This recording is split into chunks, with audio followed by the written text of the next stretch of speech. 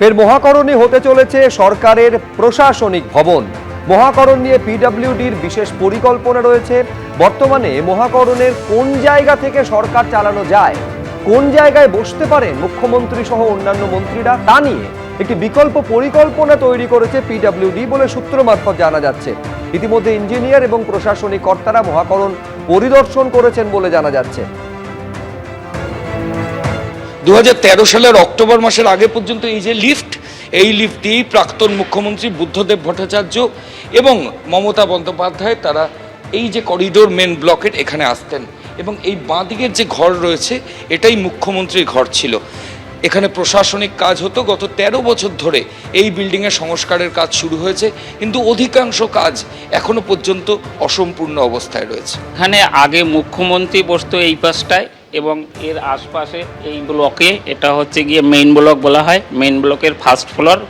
এখানে মুখ্যমন্ত্রী বসতো এবং তার আশপাশে বিভিন্ন ডিপার্টমেন্টের সেক্রেটারি এবং মন্ত্রী বসতো, এবং সেকেন্ড ফ্লোরেও বিভিন্ন ডিপার্টমেন্টের মন্ত্রী এবং সেক্রেটারি বসতো। এগুলো সব 2013 সালের অক্টোবর মাসের আগে পর্যন্ত। না, আমার ঠিক ডেট মনে নেই, কিন্তু নবান্ন চলে যাওয়ার পরে এখান থেকে মোটামুটি চলে যায়। কেউ কেউ ছিল, ফিরাদ হাকিমও ছিল এখানে সংস্কারের পরে, মন্ত্রী ফিরাদ হাকিম সংস্কারের পরে তিনিও এখানে এখন আর আসেন না। এখন সংস্কারের জন্য কাজ হতো। এখানে প্রশাসনিক কাজ হতো। গত 13 বছর ধরে এই বিল্ডিংয়ের সংস্কারের কাজ শুরু হয়েছে, কিন্তু অধিকাংশ কাজ এখনো পর্যন্ত অসম্পূর্ণ অবস্থায় রয়েছে। সবার সাথে দেখা হয়েছে, কোনো আলোচনার কিছু বিষয় নেই। আজ সবার সাথে মিট হয়েছে, এমনি হাই হ্যালো হয়েছে, কংগ্রাচুলেশন করা হয়েছে।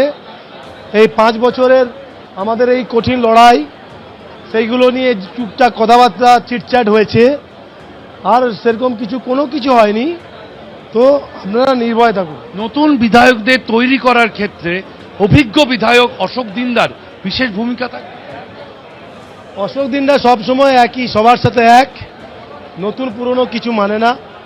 আমরা সবাই এক, যে বিধায়ক আর যে বিধায়ক নয়, যে কার্যকর্তা, সে বুথ সভাপতিও এক আমার কাছে, আর আছে মণ্ডল সভাপতিও এক, আর জেলার সভাপতিও এক। শেষ প্রশ্ন, দল বললে মন্ত্রীর দায়িত্ব নেবেন? পার্টি ঠিক করবে কে কাকে কি দেবে, সেটা পার্টির উপর ছেড়ে দেওয়া ভালো। পশ্চিমবঙ্গে গেরুয়া ঝড়ের পর এবার নবান্নের ভেতরে জয় শ্রীরাম ও ভারত মাতা কি জয় স্লোগান।